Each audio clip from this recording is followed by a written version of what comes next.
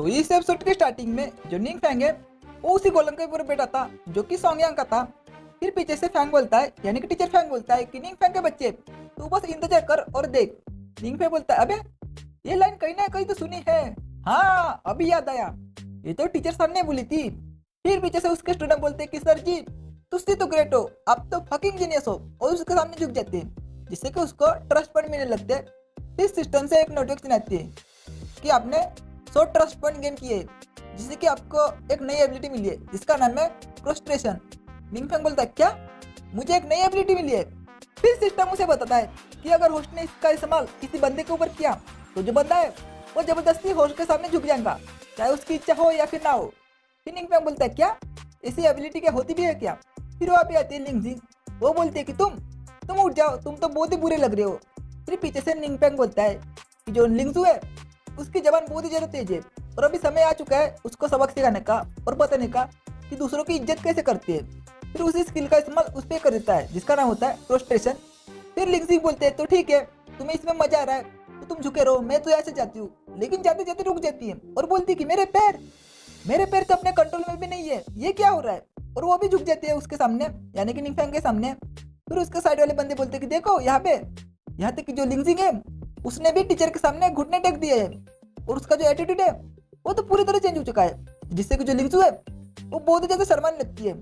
फिर निंग फैंग बोलता है कि वो सही में मेरे सामने झुकी है और मैं ये सोच रहा हूँ कि ये जो एबिलिटी है क्या वो सभी के ऊपर 100% काम करेगी।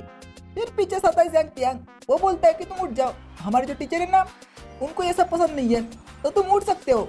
लेकिन जो निंग फैंग है वो अपनी नई एबिलिटी का इस्तेमाल उस पर कर देता है, यानी कि प्रोस्ट्रेशन का इस्तेमाल कर देता है, जिससे कि जो ज़ैंग तियांग है वो बोलते हैं 1 मिनट, और वो भी घुटने टेक देता है। वो बोलते हैं कि मेरे पैर अपने कंट्रोल में नहीं है, और वो भी अपना सर झुका लेता है। फिर वहाँ के 2 बंदे बोलते हैं, यानी कि उसी का क्लासमेट बोलते हैं कि यहाँ तक कि जो ज़ैंग तियांग है उसने भी हमें ज्वाइन किया है। मुझे तो अपनी आंखों पर विश्वास नहीं हो रहा है कि जो ज़ैंग तियांग है वो टीचर के सामने झुक रहा है।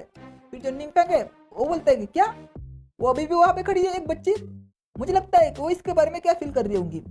फिर हमें उसी लड़की को देखा जाता है, वो बोलते हैं, क्या यहाँ पे क्या हो रहा है? और वो बहुत घबराने लगती है और वो लेट जाती है और बोलती है, ठीक है मैं तो यहाँ पे लेट जाऊंगी। फिर वो बंदा बोलता है, क्या ये पागल है क्या? निंग फैंग बोलता है कि टेंशन की कोई बात ही नहीं है और अपनी स्किल का इस्तेमाल उस पर कर देता है, जिससे कि वो उठ जाती है, यानी कि अपने घुटनों पर बैठ जाती है। फिर बाकी के 2 बंदे बोलते हैं, क्या वो यहाँ पे शो ऑफ करने के लिए आई है और वो हमें बता रही है कि लेटना और उसके बाद उठकर बैठना ये तो बहुत ज्यादा हार्ड है, ऐसा नहीं हो सकता। फिर जो निंग फैंग है वो बोलता है कि तुम बहुत ही ज्यादा अच्छे हो, लेकिन ये सब करने की कोई भी जरूरत नहीं है, तो तुम उठ जाओ और तुम बस मुझसे सीखने की कोशिश करो और मुझे जो कुछ भी बताऊंगा वो मैं तुम्हें सिखा दूंगा, तो टेंशन की कोई बात ही नहीं है। फिर हमें क्लास 6 के ऑफिस का सीन निकल जाता है, जहाँ पे जो टीचर सर है वो बोलता है कि निंग फैंग के बच्चे मैं तुझे मारने वाला हूँ, चाहे कुछ भी हो जाए, मैं शपथ लेता हूँ कि मैं तुम्हें मार कर रहूंगा। फिर पीछे से टीचर फैंग भी आता है और वो बोलता है कि अभी ये मत कहना कि जो टीचर संगजियोंग है वो भी निंग फैंग से हार चुके हैं। फिर टीचर फैंग बोलता है कि टीचर संगजियोंग हमें एक साथ हाथ मिलाना चाहिए ताकि हम निंग फैंग के बच्चे को हरा सके। फिर टीचर सन बोलता है कि हाँ जो निंग फैंग है ना उसको हमें बहुत अच्छा सबक सिखाना पड़ेगा। फिर टीचर फैंग बोलता है कि हाँ मैं इससे एग्री करता हूँ, वो हमारे स्कूल की सबसे बकवास क्लास को पढ़ाता है, यानी कि क्लास डी को पढ़ाता है, लेकिन फिर भी उसमें इतना घमंड है, ऐसा क्यों?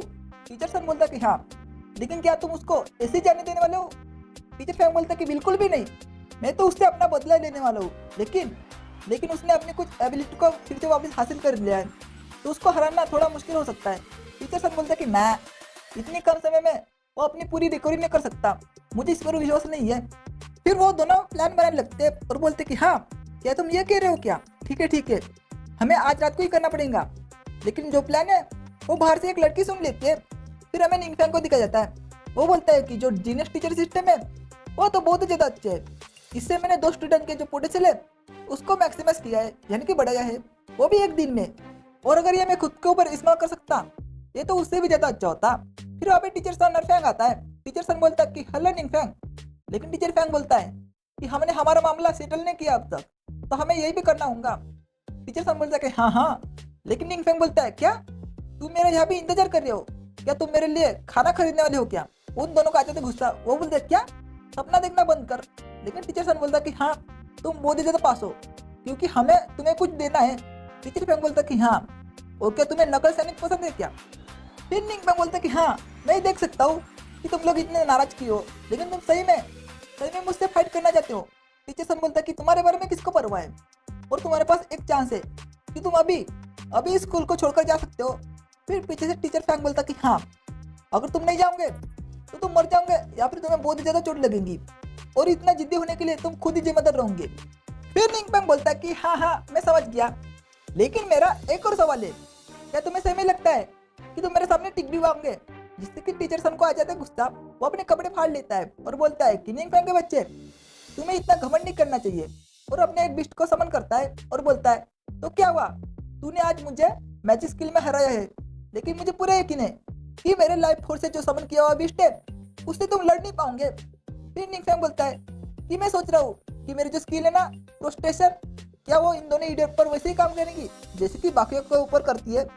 फिर वो दोनों बोलते हैं कि तू मरने वाला है, लेकिन उसी वक्त जो निंग फैंग है वो अपनी प्रोस्टेशन स्किल का इस्तेमाल उन दोनों के ऊपर कर देता है, जिससे कि सभी जो तीनों है यानी कि बिस्ट को मिला के जो दोनों है वो उसके सामने झुक जाते हैं और वो बोलते हैं क्या, ये हम क्या कर रहे हैं, हमारी जो बॉडी है वो हमारे कंट्रोल में नहीं है, ये कैसे हो सकता है?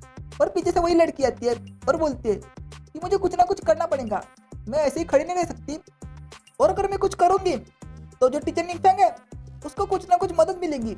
लेकिन वो देखती है कि जो दोनों टीचर है उसके सामने झुके हुए होते हैं। बोलते क्या, ऐसा लगता है कि मैं यहाँ पे दखल दे रही हूँ।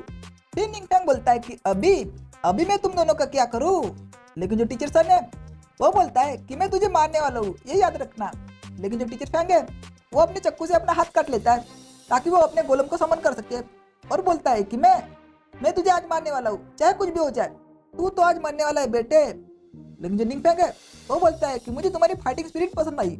लेकिन टीचर फैंग बोलता है कि चलो तुम्हारे जो गोलम है ना वो सामने लाओ। टीचर सन बोलता है कि मुझे भी देखना है कि तुम्हारे जो पत्थर से बने हुए गोलम है वो हमारे कमांड पावर से हारते हैं या फिर नहीं।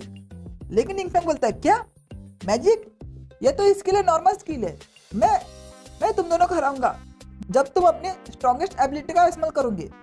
तो ये चैप्टर ये भी खत्म होता है। तो आपको ये वीडियो कैसा लगा मुझे कमेंट में जरूर बताना। मैं मिलता हूँ नेक्स्ट वीडियो में, तब तक के लिए बाय बाय, सायोनारा।